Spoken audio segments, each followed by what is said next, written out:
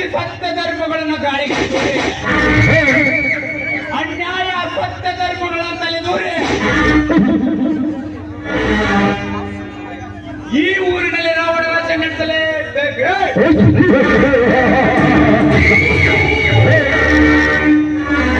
Shankar, IPS ಆದ ಮಾತ್ರಕ್ಕೆ ನೀನೇನು ಶೂರನಲ್ಲ, ತೀರನಲ್ಲ.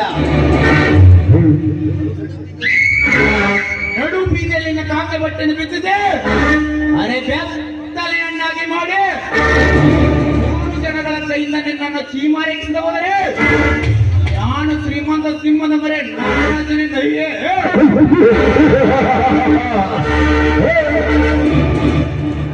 ನನ್ನಣ್ಣನ ಎದೆಯಲ್ಲಿ ಹತ್ತಿ ಉರಿಯುವ ಮಾತುಗಳನ್ನು ನಂದಿಸಬೇಕಾದ್ರೆ ಬಡತನ ಎಂಬ ಬಂಡತನದಿಂದ ಬರುತ್ತಿರುವ ಮೈಸೂರು ಕುಟುಂಬವನ್ನು